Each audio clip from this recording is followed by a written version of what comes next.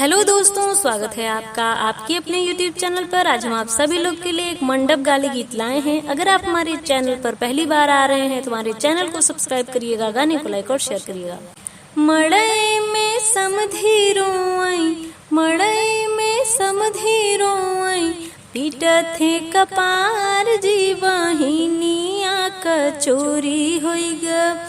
सुन थानेदार जी बहिनिया क चोरी होई ग। सुन थानेदार जी बहिनिया क चोरी होई ग।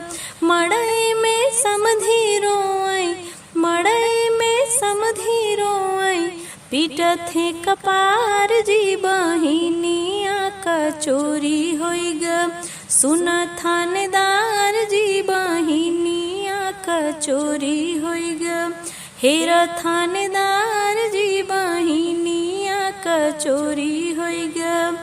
हाट बाजार हेर खेत खरिहान जी, हाट बाजार हेर खेत खरिहान जी। मड़ई में समधी रोई, पीटत है कपार जी बहिनिया क चोरी होई ग। सुन थानेदार जी बहिनिया क चोरी होई ग। हेर थानेदार जी बहिनिया क चोरी होई ग।